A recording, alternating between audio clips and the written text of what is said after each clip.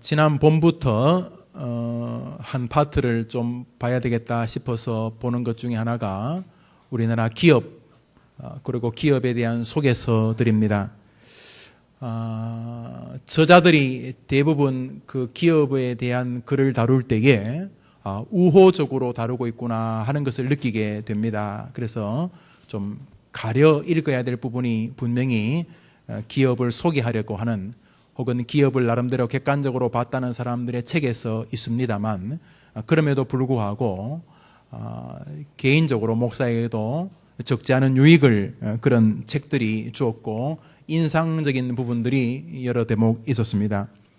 그 중에 하나가 제가 본 우리나라 대기업들, 또 중견기업들, 또 작은 중소기업이지만 꽤 인정받는 기업에 간 책들을 10여 권 읽으면서 제 마음에 가장 인상으로 남는 것은 그런 기업들이 공통적으로 사람, 특별히 인재를 굉장히 중요하게 생각하고 있다는 점이었습니다. 수십만 명의 직원이 있는 기업이나 수천 명이 있는 중견기업이나 수명이 있는 중소기업이라 할지라도 기업, 특별히 최고 책임자는 인재에 대한 생각이 굉장히 깊었고 남달랐습니다.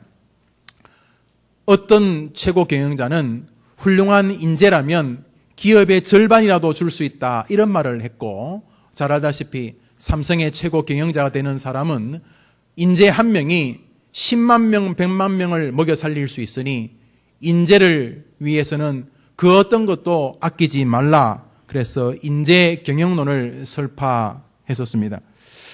그래서인지 삼성이라고 하는 사카린을 만들고 설탕을 만드던 회사가 이미 전 세계 아주 굴지의 기업이 되었고, 나라마다 다르겠습니다만 대한민국의 지명도보다도 더 큰 지명도를 갖게 된 이유 중에 하나가 그 기업이 인재가 소중하다는 관점과 무관하지 않다 하는 느낌을 받았습니다.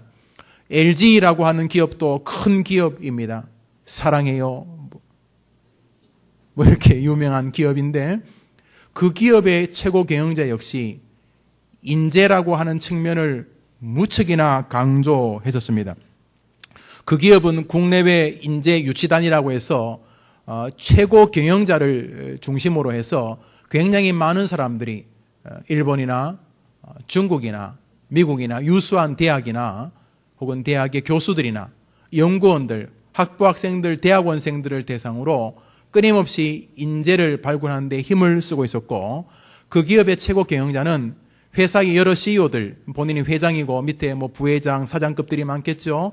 그런 자신의 회사의 여러 기업 책임자들이 해외에 출장을 갔다가도 인재가 있는지를 꼭 둘러보고 들어오고, 만일 인재를 찾기 위해서라면 귀국 시간을 늦추어도 좋다라고 할 만큼 인재 하나가 가지는 힘을 강조했었습니다. 그래서 이 사람이 진짜 우리 회사에 필요한 사람이라는 생각이 들면 그 부인을 설득하든지 그 남편을 설득하든지 그 가족을 설득하든지 그 부모를 설득하든지 했더라도 그 인재를 반드시 데려오려고 애쓰는 것을 그 기업에 대한 책을 읽으면서 공통적으로 발견했습니다. 아무나 데려와서 쓰면 되지.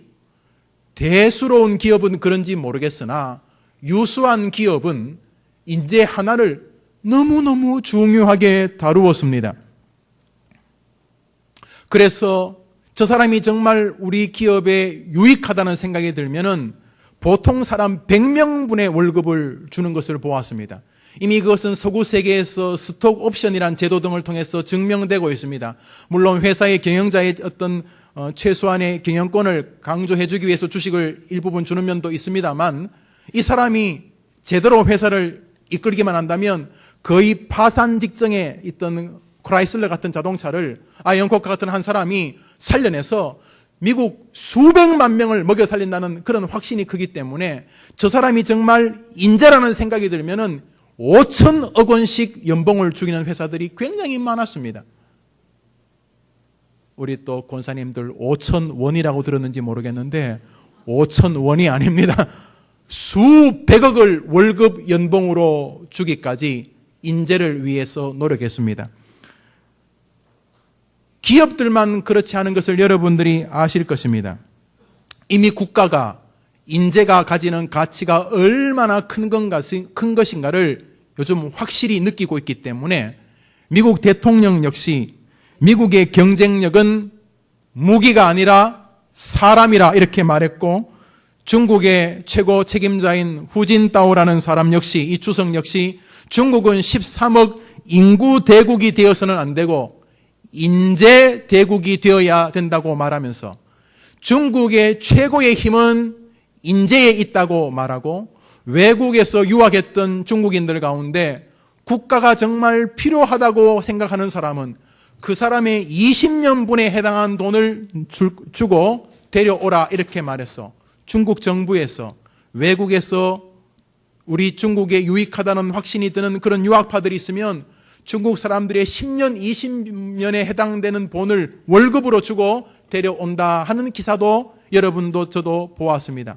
우리나라도 그런 적이 있었습니다. 1970년대 언저리에 박정희 대통령이 외국에 나가 있는, 특별히 미국에 있는 많은 과학자들에게 편지를 써서 애국심에 호소했습니다. 그래서 많은 인재들이 자기들이 받던 월급의 20분의 1 혹은 10분의 1밖에 못 받으면서 그 애국심에 근거해서 돌아와서 세운 것이 대덕연구단지 아닙니까? 그런 것처럼 인재에 대한 중요성은 날로 강화되고 있습니다. 우선 여러분에게 축복하고 싶습니다. 여러분의 아들과 딸들이, 아니 여러분 자신이 그렇게 기업체에서 수십억 수백억을 주고도 데려오고 싶어하는 그런 인재가 되는 가문들이 되기를 주님의 이름으로 축복합니다. 진심으로 축복합니다. 진심으로 축복합니다. 여러분의 자녀들이, 여러분의 후손들이, 여름 행사가 있고, 오늘 주일학교 설교가, 오늘 주일날 설교가 여름 성경학교 자녀 교육인데, 여름 행사에 저도 지금 강원도로 왔다 갔다 하고 있습니다만, 큰 아이들은 우리 강원도 수양관에서, 좀 작은 영아 유아 아이들은 우리 교회에서 풀장을 만들어서 같이 교제도 하고 또 성경도 가르치고 있는데, 우리 아이들, 여러분의 아들, 여러분의 딸들, 여러분의 손녀들, 여러분의 손자들, 이 귀한 아이들이 이렇게 기업이 막 찾고 나라가 막 찾는 그런 인재가 되기를 주의 이름으로 축원합니다. 있어도 그만이고 없어도 그만이고 그런 아이가 아니라 정말로 하나님께 쓰임받는 여러분의 딸들이, 여러분의 손녀들이, 여러분의 아들들이, 여러분의 손자들이 되기를 주님의 이름으로 축복합니다. 자, 이렇게 기업이 찾는 사람도 이 정도로 인정받는다면, 만일 하나님이 헐떡이면서 찾는 사람이 있다면 얼마나 멋지겠습니까? 삼성의 이시 일가가 찾는 인재가 아니고, LG의 구시 일가가 찾는 사람이 아니라 하느님이 찾는 사람이 된다면 얼마나 위대한 인물이 되겠습니까? 믿으십니까? 아니, 몇백억, 몇천억을 주고 데려오는 인재 정도가 아니라 하나님이 찾는 사람이 된다면 얼마나 귀하겠습니까? 그런 사람이 있었습니다. 다윗입니다. 하나님께서 이새의 아들 다윗을 만나니 내 마음에 합한 자라. 따라합시다. 내 뜻을 다 이루게 하리라. 하나님이 두루 다니시다가 이새라고 하는 사람의 아들 다윗을 딱 만났습니다. 이새도 아니고 이새의 맏아들도 아니었습니다. 가만히 보니까 목동이었는데 이새의 아들 다윗을 얘는 아버지에게도 별로 인정받지 못하고 형들에게도 별로 인정받지 못하는 그저 그런 아이였습니다. 그런데 하나님이 걔를 딱 만나니까 하나님께서 바로 찾던 그 아이였습니다. 여러분 알다시피 다윗이 완벽하지 않다는 거 잘 아실 것입니다. 다윗은요, 여러분하고 비슷합니다. 돈 욕심도 있었고요, 명예, 권세, 자기 부하의 군사를 부리는 즐거움도 있었고요, 여자도 좋아했고요, 죄도 지었고요, 비슷합니다. 그런데도 하나님이 두루 다니다가 다윗을 딱 만나니 좀 경박스럽습니다만 하나님의 별이 딱 꽂히신 것입니다. 우와! 하나님이 찾던 바로 그 사람이었습니다. 그래서 저 사람을 데려와야 되겠다 하고 하나님이 데려왔습니다. 삼고초려 아시죠? 유비가 제갈량을 데려오면서 어떻게 했어요?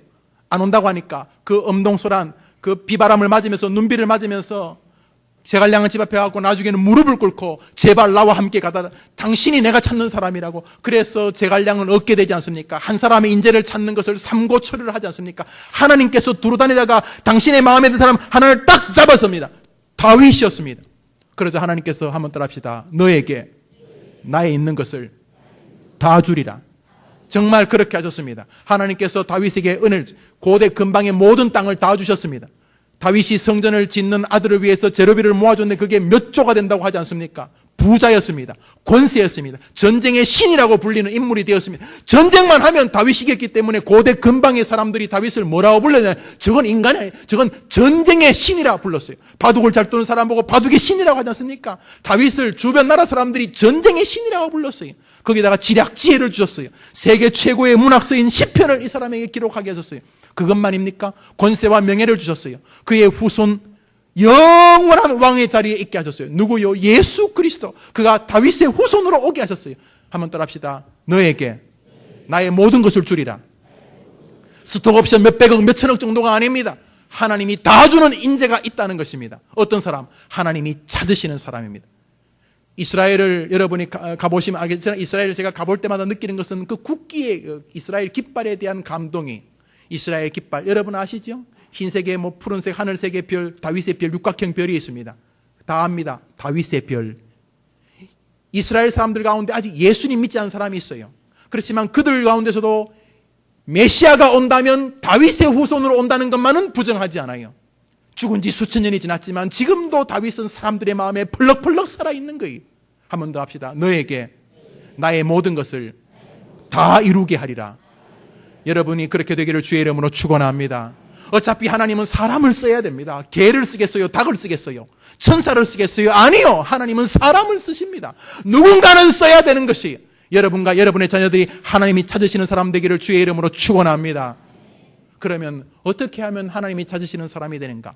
LG 삼성은 의학에 뛰어나고 세계를 잃는 안목이 있고 특별히 창의적인 천재를 찾더구만요. 한 사람의 천재가 10만 명을 멀려 사귄다. 그래서 다른 사람들이 똑같은 것 생각할 때 더 많은 걸 생각하는 인재를 찾더구만요. 그러면 하나님 어떻게 해요? 머리 똑똑하고 발명 잘하고 영어 잘하고 일본말 잘하고 중국어 잘하고 이런 사람 찾으십니까? 하나님이 찾은 사람이 오늘 성경에 나와 있습니다. 이렇게 되면 되는 것입니다. 늦었다고 말하지 마십시오. 70, 80도 괜찮아요. 하나님이 찾으시는 사람이 되면 되는 것입니다. 여러분 아이들이 공부를 못해도 관계없습니다. 여러분 아이 병약해도 관계없습니다. 하나님이 찾으시는 사람만 되면 수지 맞게 되는 줄 믿습니다. 그러면 어떻게 하면 하나님이 찾는 사람이 됩니까? 삼성, LG가 찾는 사람이 아니라 하나님이 찾는 사람, 하나님이 들고 다 부어주시는 부귀영화를 주시는 인물이 어떻게 하면 됩니까? 하나님이 찾는 사람이 어떤 사람입니까? 우리 성경 말씀 23절을 같이 읽읍시다.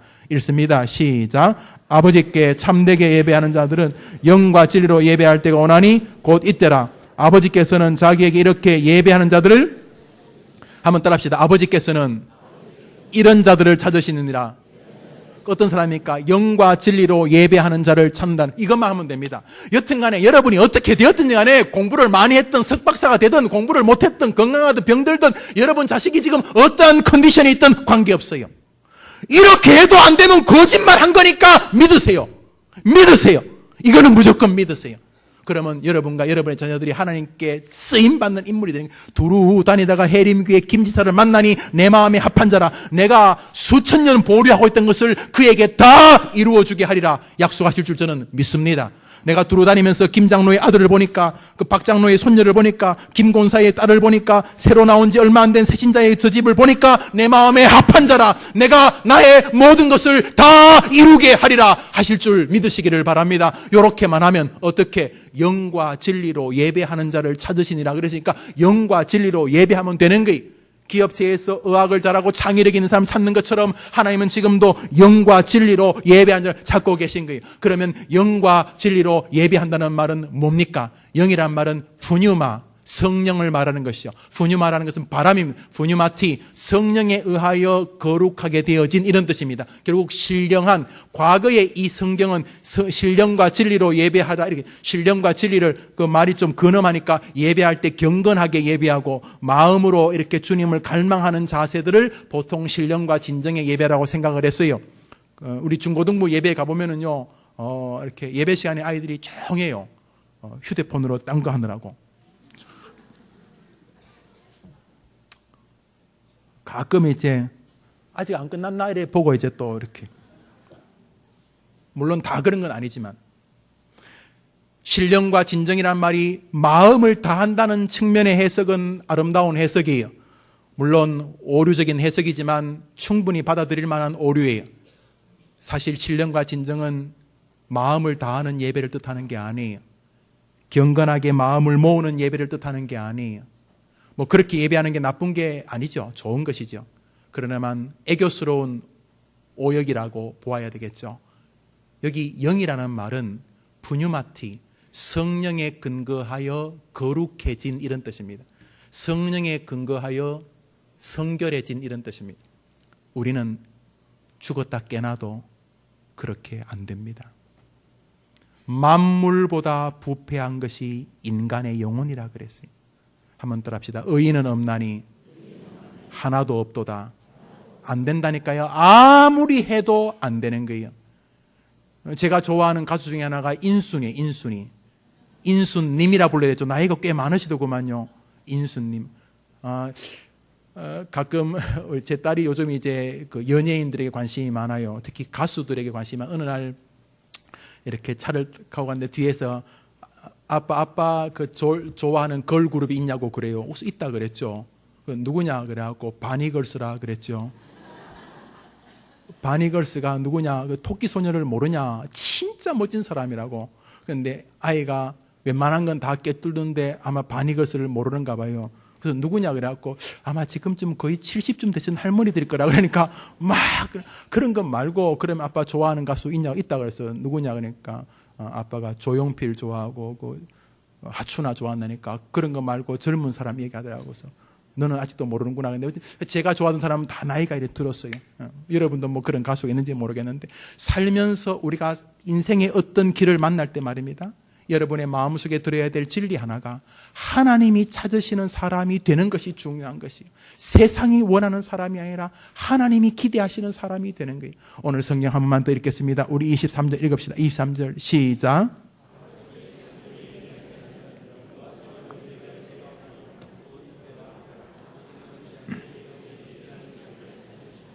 영으로 예배한다. 영과 진리로. 영이라는 말은 거룩하게 된 성령으로 이런 말인데 우리는 거룩 못한다니까요. 만물보다 부패한 게 인간의 악이에요. 죄예요. 그러므로 여기 거룩하게 된 성령으로 말미암아 하는 것은 레위기를 말하는 거예요. 옛날에 사람들이 제사할 때 제사를 잘 드리고 싶은데 착하게 빈다고 잘 드려지는 게 아니에요.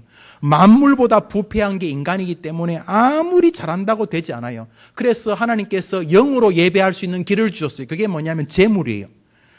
양을 가져와서 양을 배를 가르고 죽여요. 그리고 그 피를 제단에 뿌려요. 그리고 그 짐승의 제사의 죽음에 의하여서 내가 거룩해지는 거예요. 이게 영으로 예배하는 거예요. 그러므로 오늘 이 본문은 우리가 절대로 조용하게 착하게 예배에 집중한다는 뜻으로 설명할 수가 없어요. 그런다고 거룩한 예배가 되는 게 아니기 때문에 과거의 레위기 제사를 이야기하는 거예요. 우리는 부족한데 하나님께서 거룩한 은혜로 어린 양의 피를 흘려서 그 피를 우리를 통해 흘리시는 방식으로 거룩하게 하는 거예요. 예수님이 십자가에서 죽으셨어요. 예수님이 십자가에 죽으신 이유는 피 흘리기 위함이었어요. 왜요? 양이에요. 그 뒤에 있는 사람의 죄를 용서하여서 그 사람이 지금 오늘 제사하고 예배하는 때 그 사람이 영으로 예배드릴 수 있도록 거룩한 하나님의 성령으로 성결하게 예배드릴 수 있도록 그 제물이 죽은 거예요. 여튼간에 거룩한 영으로 예배드리려면 누군가가 죽어서 그 피를 의지해야만 되는 거예요. 사랑하는 여러분, 출애굽 당시에 하나님께서 애굽의 모든 장자를 죽이기로 작정하셨습니다. 사람이든 짐승이든 마다들은 다 죽이십니다. 그런데 하나님이 이스라엘 백성들에게 말씀하셨습니다. 너희 집 대문 앞에 양의 피를 발라두라는 것입니다. 그 밤에 양을 잡아서 이스라엘 사람들은 자기들의 집 앞에 양피를 다 발라뒀습니다. 그 밤에 주님이 죽음의 신을 보냈습니다. 죽음의 신이 이스라엘 애굽 전체를 들어올 때 들어가는 것마다 다 죽었습니다. 그런데 이스라엘 집 앞에 왔습니다. 이스라엘 집 앞으로 죽음의 신이 지나갈 때에 어린 양의 피가 발라져 있습니다. 이 어린 양의 피를 보고 패스오버, 유월합니다. 넘어갑니다. 어린 양의 피를 보고 넘어갔다는 게 유월절 아닙니까? 사랑하는 여러분, 영으로 예배한다는 게 뭐냐 하면 우리 아이들이 예배할 때에 예수님의 피가 내 안에 발라져 있다. 예수님이 내 앞에 나를 위하여 십자가의 피를 흘려 바르셨다. 나는 예수의 피가 흐르는 사람이다. 나는 예수의 피로 인하여 구원된 하나님의 사람이다. 예수님은 자기의 피를 흘려 죽일 만큼 나를 사랑하신다. 내 안에는 예수의 피가 흐르고 있다라고 우리 아이들이 하나님 앞에서 예수 그리스도를 의지하고 믿는 자세의 삶으로 살아가게 만드는 것이 하나님이 찾으시는 인물이 되는 길인 줄 믿으시기를 바랍니다. 이겁니다. 우리 아이들이 어릴 때부터 예수님을 만나게 해 주어야 합니다. 교회를 다니는 것과 예수님을 만나는 것을 같은 것으로 보시는 분들이 계십니다. 언젠가 은혜를 베푸실 수 있다는 측면에서 같다고 설명할 수는 있으나 틀립니다. 사도 바울은 일명 교회를 다니는 사람이었습니다. 그 사람은 신학교 선생이었습니다. 총신, 장신, 침례교 신학교, 성결교 신학교 이런 신학교를 다 끌어모은 것 가운데 최고의 선생이 바울이었습니다. 이 사람은 창세기, 출애굽기, 레위기, 민수기, 신명기 이런 구약 성경에 아주 정통한 인물이었습니다. 그런데 이 사람은 하나님은 알았으나 예수님은 부정했습니다. 사람들이 자꾸 예수가 십자가에서 죽고 살아났다고 말하니까 그렇게 말한 사람들이 하나님을 모독한다고 믿었기 때문에 잡아서 죽이기까지 했던 열정적인 사람이었습니다. 어느 날도 이 사입이 예수를 믿는다는 인간들을 잡으러 가는 길이었습니다. 다메섹 길을 지나갈 때 너무나 밝은 광명이 앞에 흐르고 땅이 흔들려서 모든 사람이 엎드렸습니다. 그때 음성이 들립니다. 사울아 사울아. 바울의 과거 이름이 사울입니다. 사울아 사울아 왜 너가 나를 핍박하느냐. 너무나 밝은 광명 앞에서 엎드려졌습니다. 그는 떨면서 말합니다. 주여 누구시오니까. 그때 하늘에서 음성이 들립니다. 나는 너가 핍박하는 예수다. 그 순간 이 똑똑한 신학교 선생이 그렇게 헷갈리던 신앙이 뻥 뚫렸습니다. 창세기, 출애굽기, 레위기, 민수기, 신명기, 말라기 다 알았지만은 꿰어지지 않던 신학이 뻥 뚫렸습니다. 아, 맞구나. 보라 처녀가 잉태하여 아들을 낳을 것이요 그 이름을 임마누엘, 예수, 하나님이 우리와 함께 하신다 하라는 그 말. 아, 하나님의 아들, The Son of Man, 유일한 인간의 모습으로 올 하나님의 아들. 아, 저분이 맞구나. 십자가에서 죽었는데 오늘 이 시간 내 앞에 나타났구나. 사도 바울이 예수를 만나자 모든 것이 변해버렸습니다. 여러분과 여러분의 자녀들이 예수님 만나 주님이 찾는 인물 되기를 주의 이름으로 축원합니다. 여기 영으로란 말은 바로 예수로 인하여 성령의 거룩한 피 흘림의 은혜를 깨달은 이런 뜻이 되는 것입니다. 여기 진리로라는 단어가 있습니다. 한번 따라합시다. 진리로. 영과 진리로. 진리는 알레세이아라고 부르는데 이 진리라는 말은 무엇인가 정직한 하나님의 역사의 불변의 진리를 말하는 것입니다. 인간에게 이런 진리가 있는가? 우리 인간의 어떤 진리를 하나님이 완벽하게 보실까? 없습니다. 여기 진리로 알레세이아 하는 이 진리라는 것은 사실은 이 땅의 유일한 진리를 말합니다. 내가 곧 길이요 진리요 생명이니 나로 말미암지 않고는 아버지께로 올 자가 없느니라고 말했던, 내가 곧 진리라고 말했던 바로 예수님을 말하는 것입니다. 에베소서 4장 21절에 진리가 예수 안에 있다라고 말합니다. The true God is in Jesus. 예수 그리스도 안에만 있는 진리. 그러므로 여기 명백합니다. 영과 진리로 예배한다는 말은 영이신 예수 그리스도의 피로만이 내가 성결해진다는 믿음을 가진 신앙.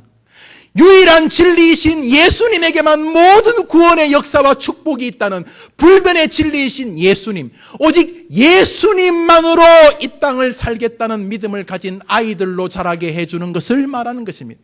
너희와 너희 자녀들이, 너희와 너희 후손들이 나 예수 그리스도만이 내 안에 있고 예수 그리스도의 은혜만이 나를 힘있게 만들고 그분은 결코 나를 떠나지 아니하시며 내가 붙들어야 될 이 땅의 승리의 지리는 오직 예수 그리스도만이라고 분명히 예수님 안에서 소망과 기대와 사랑과 누가 말해도 내 안에는 예수님이 있어.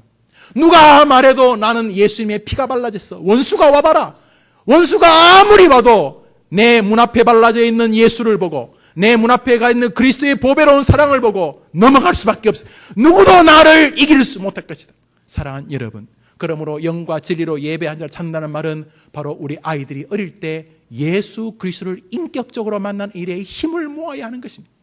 세계 최고의 설교자였던 설교자인 빌리 그레함 목사님, 그분이 간증에 이런 글을 했습니다. 나는 5살 때, 우리로 말하면 7살, 8살 때, 나는 5살 때 예수님을 인격적으로 만나 나의 구주로 영접했습니다. 그러니까 여러분, 아이가 어리다고 함부로 말하면 안 돼요. 더 놀라운 것은 그의 아내입니다. 그의 아내는 3살 때 예수님을 인격적으로 만났다는 거예요. 특별한 집안이잖아요. 사랑하는 여러분, 예수님이 여러분 안에 계시다는 믿음, 여러분이 자녀들이 예수님이 나와 함께 하신다는 믿음을 갖고 살아가게 하면 하나님이 그 아이를 데리고 하나님의 모든 것을 부어주실 줄 믿으시기를 바랍니다. 무디, 세계 최고의 부흥사였던 무디, 그는 5살 때 아버지가 돌아가십니다. 어머니가 9남매를 키웁니다. 얼마나 눈물로 아이를 키웠겠습니까? 진짜 가난했습니다. 믿음이 좋다고 꼭 부자가 되는 건 아니니까. 정말 가난해서 여러분 알다시피 무디는 초등학교를 채 졸업 못했습니다. 굿방 주인이 아니고 구둣방 수선공이었습니다. 그렇지만 그 어린아이가 어머니로부터 그 어린 시절에 예수를 받아들였습니다. 예수를 믿게 되었습니다. 토요일이면 아이들에게 가장 깨끗한 옷을 입혔고, 토요일이면 아이들의 일찍 재웠고, 주일 아침이면 그 가난한 엄마가 최고의 음식을 아이들에게 해줬습니다. 요즘 애들은 주일 오는 게 싫어요. 아침밥도 안 해주니까. 주일만 되면 애들이 막 신났다는 것입니다. 주일이 되면 과도한 음식을 엄마가 주셨다는 것입니다. 그래서 애들은 주일이 오기를 너무 좋아했어요. 주일날 오면 뭐라도 돼지 비계라도 입에 들어가니까. 여러분이 그렇게 되기를 주의 이름으로 축원합니다. 주일 되면 주일이 어떤 날이야? 아이고 마누라 교회 간다고 굶는 날이지 뭐. 그러면 안 되고 주일날은 훨씬 더 유익해야 돼. 하여튼 주일이 되면 애들이 인간적으로 기다려야 돼. 인간적으로. 저는 여기 우리 어머님들의 좀 수고가 필요하다. 물론 이해합니다. 교사해야 되지. 또 와서 남편은 굶겨도 와서 또 교회 국 삶아야 되지. 뭐 얼마나 일이 많으시겠어요. 그러나 잘 한번 생각해 보시기를 바랍니다. 주일이 되면 여러분의 아이들과 가족들이 신나야 안 되겠습니까? 짱 믿음. 본인은 교회 나오지만 남편은 교회 문까지 태워주고 가시는 분들 계시죠? 최소한 그 남편이 주일이 되면 뭔가 신나야 안 되겠습니까? 주일이 오면 뭔가 즐거워야 안 되겠습니까? 무디의 엄마가 그랬다는 것입니다.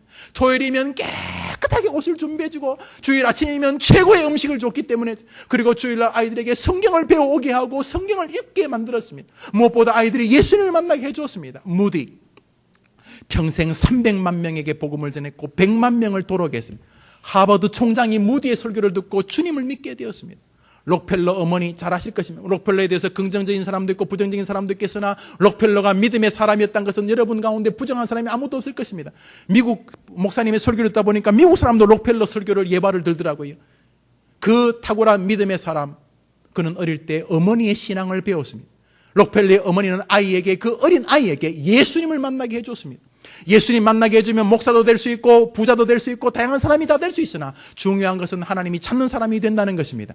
여러분의 자녀들이 영과 진리로 예수님으로 예배할 수 있는 아이가 되도록 축복하고 길러주는 부모님 되기를 주의 이름으로 축원합니다. 그런 할아버지 할머님 되기를 주의 이름으로 축원합니다. 그러면 어떻게 하면은 그렇게 할 수 있겠는가? 나와 특별히 오늘 설교는 주일 학생들을 염두에 두고 우리 아들, 딸, 손자, 손녀들을 염두에 두고 하는 설교인데, 그러면 어떻게 하면 우리 집안이 그렇게 될 수 있겠는가? 한번 따라합시다. 가르치십시오.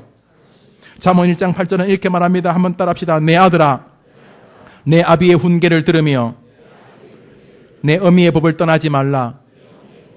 지금 하나님은 이 말씀을 저에게 하는 게 아니라 제 아들, 딸에게 말하는 것입니다. 저도 아들, 딸이 있는 제 아들, 딸에게 하나님이 말씀하십니다. 얘들아, 하나님, 너는 너의 아버지 김영우와 너의 어머니의 그 훈계와 법을 떠나지 말라, 이렇게 말하는 것입니다. 하나님의 교육 방법은 분명합니다. 하나님의 교육 방법은 여러분들의 본을 통해서 아이들을 키우기로 작정하셨습니다. 여러분들은 옆으로 걸으면서 아이에게 똑바로 걸으라는 것은 성경적이지 않다는 것입니다. 사랑하는 여러분, 오늘 성경은 우리에게 분명히 말하고 있습니다. 마땅히 행할 길을 아이에게 가르치라. 주님은 우리에게 가르치라고 말하고 있습니다. 어떻게 해요? 내 아들아, 너의 아비의 훈계를 들으며 너의 어미의 법을 떠나지 말라. 그러므로 우리 부모들은 아이가 자기를 지켜볼 때 우리 아버지는 하나님의 법을 붙잡고 산다, 우리 어머니는 하나님의 훈계를 붙잡고 산다고 말할 수 있는 부모의 길을 걸어야 하는 것입니다. 이런 말이 있습니다. 한번 따라합시다. 자녀들은 부모 앞에서 배우는 법이 없습니다. 부모의 뒷모습에서만 배우기 때문입니다. 자녀들은 여러분 말 가지고 배우는 게 아닙니다. 자녀들은 여러분의 뒷모습, 여러분의 살아온 길에서 배우는 것입니다. 아이고야, 큰일 났네. 그럴 줄 알았으면 덜 싸울 걸. 그럴 줄 알았으면 후회하시는 분이 계십니까? 한번 따라합시다. 그렇다면 아직 안 늦었다. 역대상을 제가 한 장 읽겠습니다. 역대상 4장 들으시기를 바랍니다. 야베스는 그 형제보다 존귀한 자라. 그 어미가 이름하여 야베스라 하였으니 이는 내가 수고로이 낳았다 함이었더라. 야베스가 이스라엘 하나님께 아뢰어 가로되 원컨대 주께서 내게 복의 복을 더하사 나의 지경을 넓히시고 주의 손으로 나를 도우사 나로 환난을 벗어나 근심이 없게 하옵소서 하였더니 하나님이 그 구하는 것을 허락하셨더라. 한번 따라합시다. 야베스는 그 형제보다 존귀한 자라. 그 어미가 이름하여 야베스라 하였으니 이는 내가 수고로이 낳았다 함이었더라. 야베스의 이름을 누가 지었다고 말합니까?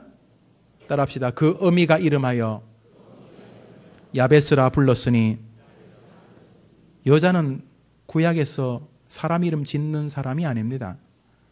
어디 여자가 자식 이름을 짓습니까? 요즘 우리나라도 뭐 특별한 가정이 아니면 여자가 아이 이름 잘 안 짓죠? 가끔 저한테 아이 이름 지어달라고 하시는 분이 많아요. 제가 또 그런 거 좋아하다. 자축, 인묘, 진사, 어미. 제가 한때, 여러분 뭐 제가 설교했습니다만 제가 이렇게 손금 보고 이런 거 굉장히 좋아해요. 물론 하나도 안 믿어요. 그렇지만 공부를 했어요. 딱 보면 알아요. 물 옆으로 가면 안 되는데. 자, 이름을 지어달라면 제가 기도하고 이름을 지어줘요. 그런데 여러분, 이름은 보통 누가 짓습니까? 아버지나 할아버지가 짓죠. 과거에 이스라엘 사람의 여자가 이름을 짓는 건 없었어요. 그런데 왜 야베스는 엄마가 이름을 지어요? 지어줄 사람이 없었어요. 애 이름이 뭐냐? 야베스. 야베스는 고통이란 뜻이에요. 산파가 묻습니다. 어이 임자, 아들이네. 이름은 지어야지.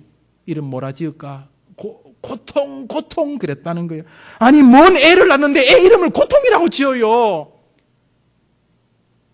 야베스는 그의 형제들과 다르게 출산했습니다. 아이가 뱃속에서 막 나오려고 움직이는 산딸, 편지가 옵니다. 남편이 이제 휴가 나온다는 편지 줄 알았는데 열어보니까 전사 통지서입니다. 애가 이번 달에 나오는데 이 애비가 죽은 것입니다. 완전히 녹았을 것입니다. 마음이. 그냥 애 낳는 것도 힘든데 절망 가운데 애를 낳으니 이게 얼마나 힘들겠습니까? 몸도 마음도 완전히 엉망이 되었을 것입니다. 죄송합니다. 떡이 되었을 것입니다. 그 애미가. 그래서 겨우 애를 낳았는데 사람이 묻습니다. 그래도 애 이름이라도 지어야지. 야베스, 고통이라고 짓습니다. 그게 1절입니다. 1절만 있었으면 불행한 모자가 되었겠죠. 그런데 뒷절은 이렇게 말합니다. 야베스가 이스라엘 하나님께 아뢰어 가로되 원컨대 주께서 내게 복의 복을 더하사 나의 지경을 넓히시고 주의 손으로 나를 도우사 나로 환난을 벗어나 근심이 없게 하옵소서 하였더니 하나님이 그 구하는 것을 허락하셨더라. 이것은 애 기도문이 아닙니다. 애 기도문은 하나님 고마워요 이렇지 거룩하시고 전능하시고 무소부재하시고 이거 애들 기도가 아니잖아요. 오늘 본문은 애 문투가 아닙니다. 이거는 애가 누군가에게서 따라한 것입니다. 성경은 우리에게 유추하게 만듭니다. 어미를 언급시킴으로써 어미의 기도였던 것입니다. 하나님, 이 아이에게 복의 복을 더해 주옵소서. 이 애비 없는 자식에게 복의 복을 더하시고 이 땅을 살면서 수많은 환난을 만날 때에 그 환난에서 깔아 뭉개지지 아니하고 환난을 극복해 이기게 도와주시옵소서. 어미가 밤낮으로 기도했더니 그 기도가 애한테 배었던 것입니다. 성경은 말합니다. 하나님께서 따라합시다. 그 구하는 것을 허락하셨더라. 그 형들이야 뭐 그냥 그렇게 낳고 그렇게 키우고 과외시키고 그랬는지 모르지만 야베스를 낳을 때는 이 의미가 다른 것이었습니다. 지나간 거 어떡하겠어요? 지금 자식이 벌써 40, 50살이 되었으니까 괜찮습니까? 지금부터 그 자녀를 하나님이 예수님을 만나는 아이들로 만들어주시면 그 아이를 하나님이 찾으시는 사람이 되게 하실 줄 믿고 그 아이들이 예수님 만나게 해주는 부모 되기를 주의 이름으로 축원합니다. 초등학생, 중학생, 고등학생, 유치원생 관계없습니다. 그 아이들이 예수님을 만나면 나는 예수님이 피가 흐르는 사람이야. 나는 예수님이 친해져 있어. 그분은 자기 목숨을 죽이면서까지 날 사랑하는 분이야. 예수님 나와 함께 계셔. 이렇게 예수님을 믿는 아이들로 만들면 하나님이 두루 다니다가 그 아이 찾고 하나님의 모든 것을 그 아이에게 부어줄 줄 믿으시면 아멘 하시기를 바랍니다. 그러므로 부모는 그것을 본으로 가르쳐야 됩니다. 가끔 신방을 가면 1살 정도밖에 안 됐어요. 아직 1살 뭐 이렇게 기도가 알아요. 걔가 뭔 기도하겠어요. 그런데요, 손자 손녀는 자부하고 자부 남편. 여러분 아들을 결혼하면 아들이라 생각하지 말고 며느리 남편이라고 생각해야 돼요. 여튼간에 그 아들 내외는 이미 출근하고 권사님이 애를 보고 있어요. 그런데 진짜 신기해요. 애가요 1살밖에 안 됐어요, 진짜요. 그런데 애야 기도하자 그러면요 애가 탁 앉는데요. 기도하자 그러면 그때부터 애가요 양반 자세로 앉은 다음에 어떻게 하냐면 흔들기 시작해요.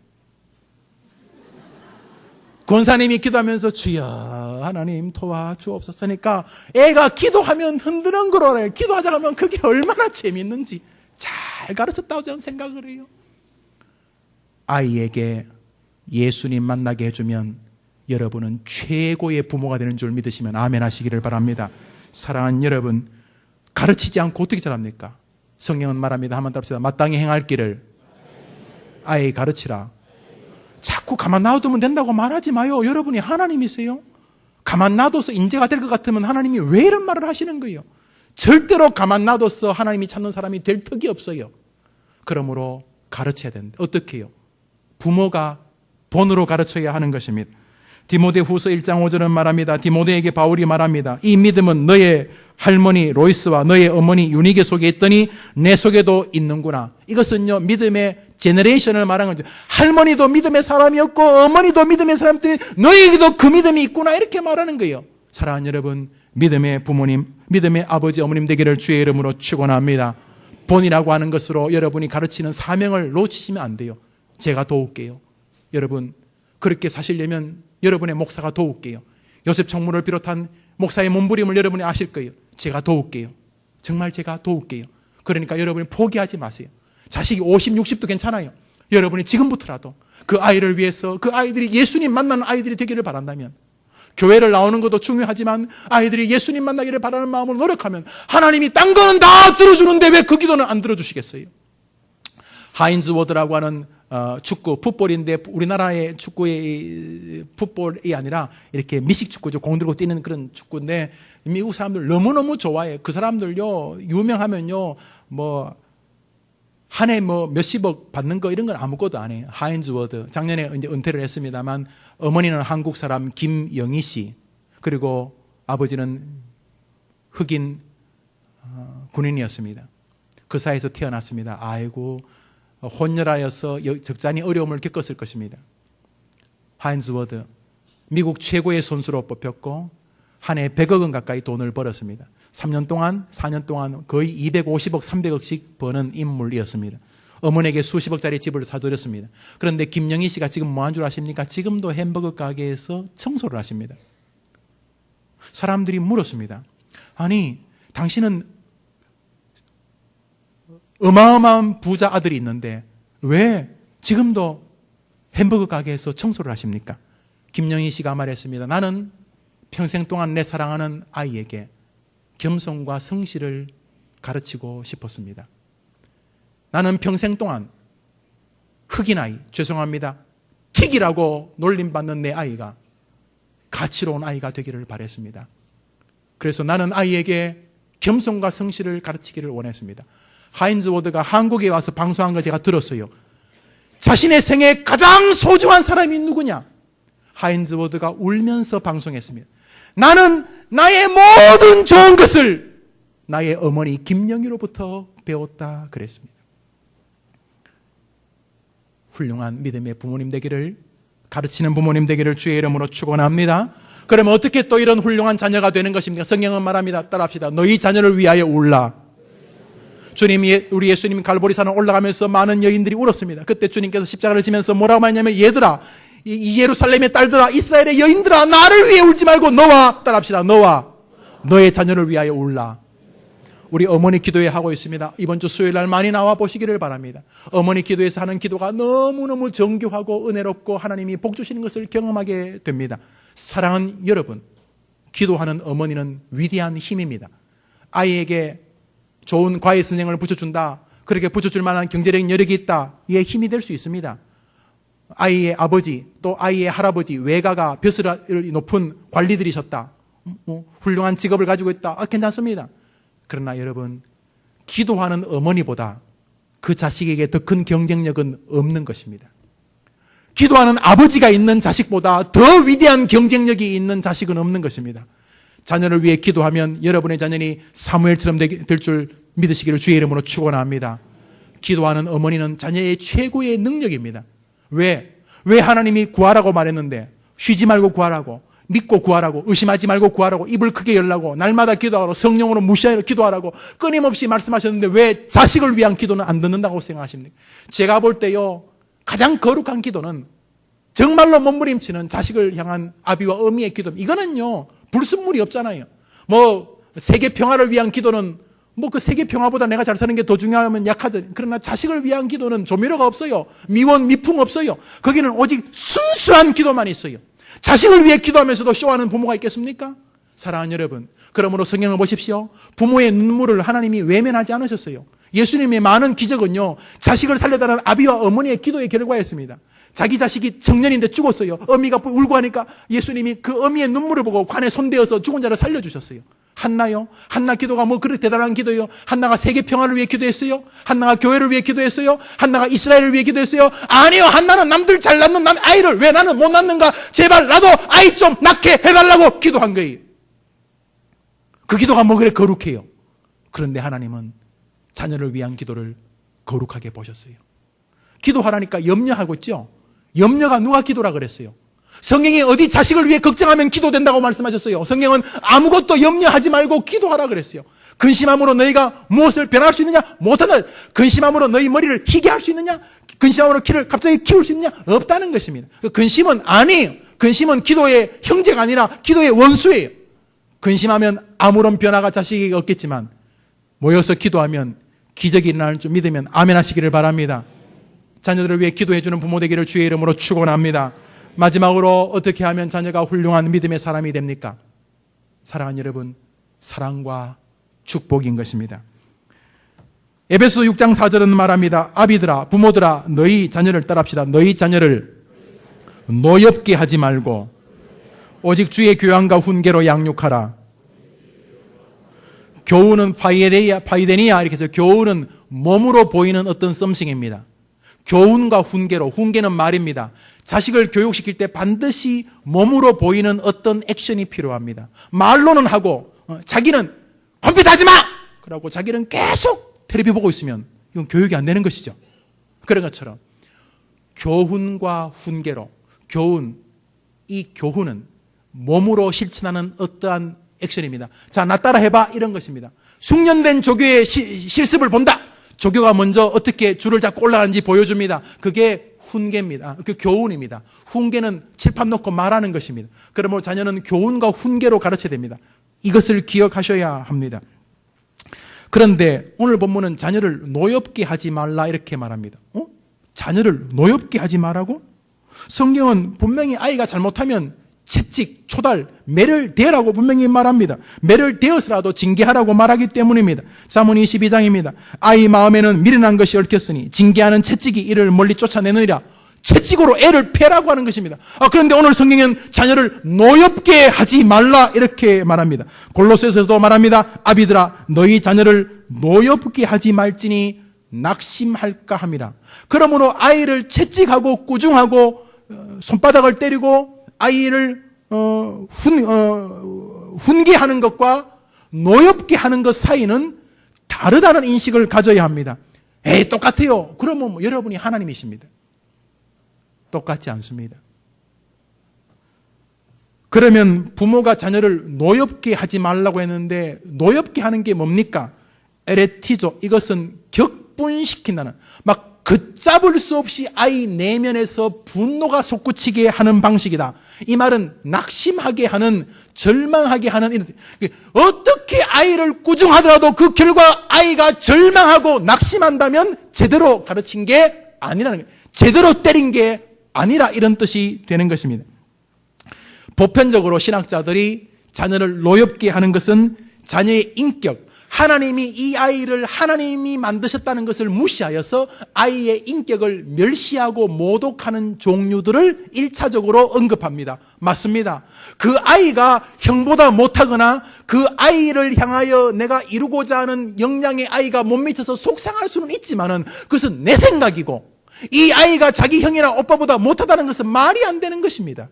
하나님이 그 아이를 만드셨기 때문입니다. 따라합시다. 하나님이 그 아이를 만드셨습니다. 그러므로 하나님이 만드신 그 아이를 인격적으로 멸시하고 모독해서 그 아이를 만든 하나님을 야유하는 방식들을 일단 노엽게 하는 것입니다. 그러므로 아이를 훈계하는 것과 아이를 모독하는 것은 다른 것입니다.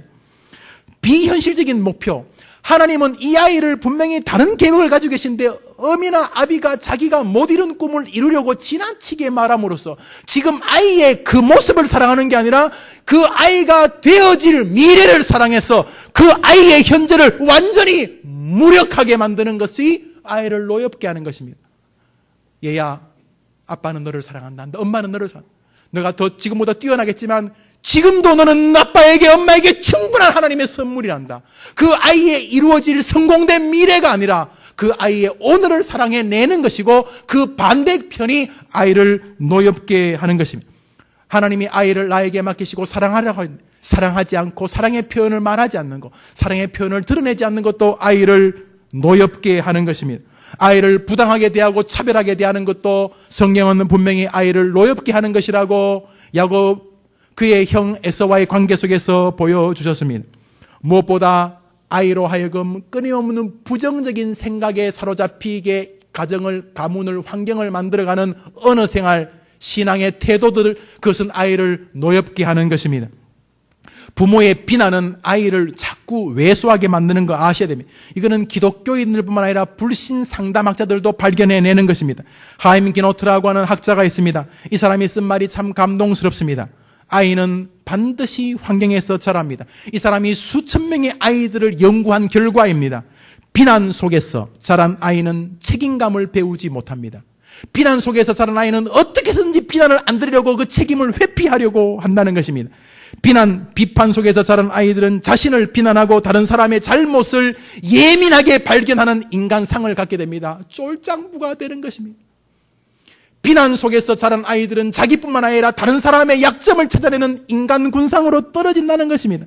늘 자기 자신에 대한 확신이 없기 때문에 자기 자신을 의심하게 되고 자신의 능력을 깔보게 되고 그것을 평준화시키려고 다른 사람의 모든 열정적인 것을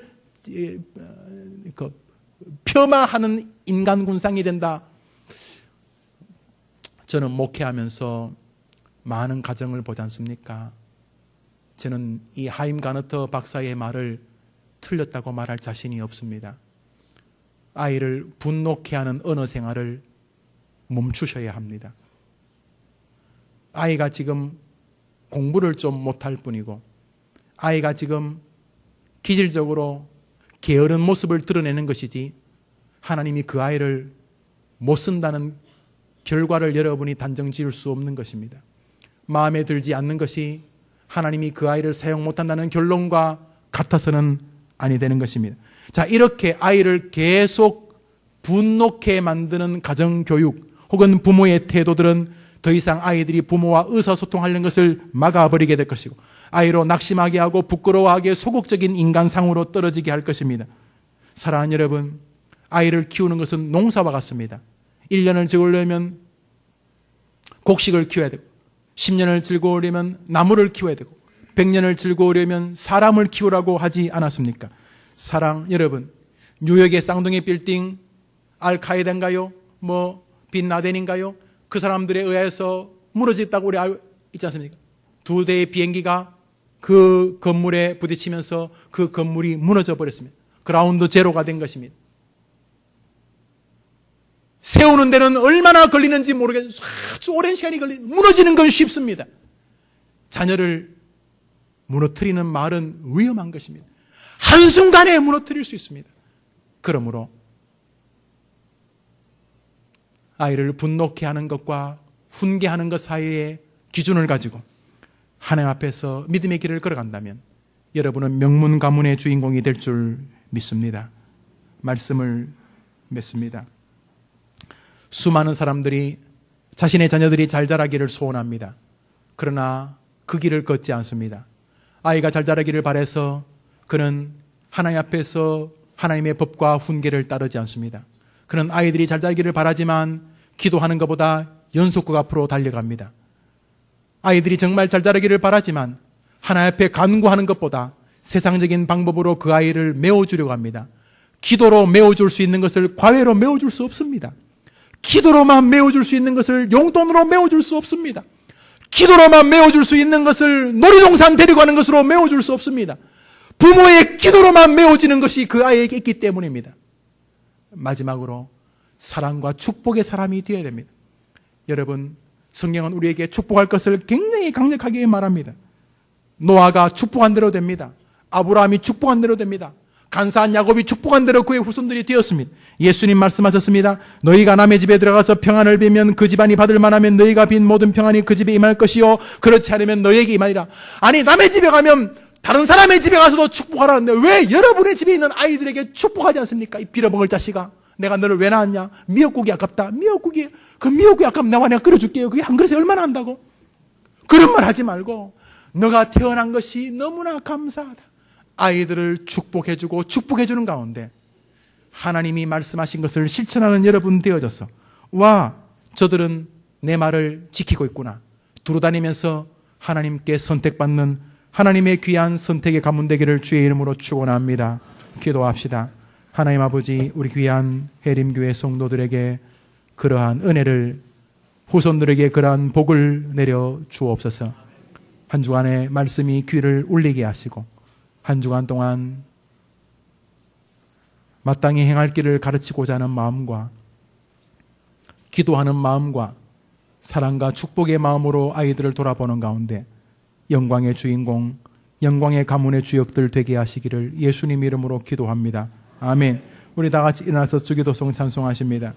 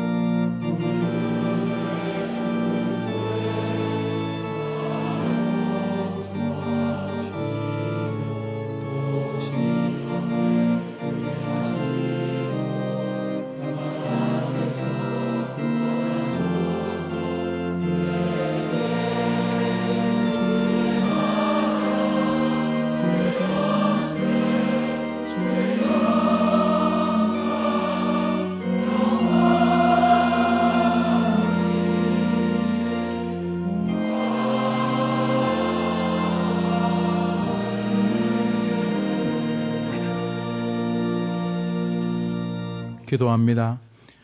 여호와를 경외하는 것이 지식의 근본이거늘 미련한 자는 지혜와 훈계를 멸시하느니라. 이제는 우리 예수님의 크신 은혜와 하나님의 사랑과 성령의 축복하심이 사랑하는 아들, 딸, 손자, 손녀를 마음에 두면서 그 아이들이 축복된 생애가 되기를 바라는 하나님의 음성을 자신에게 주신 음성으로 듣고 말씀대로 한 주간 한번 걸어가 보리라 다짐하는 주의 백성들 위해 이제로 영원토록 함께 있을지어다. 아멘.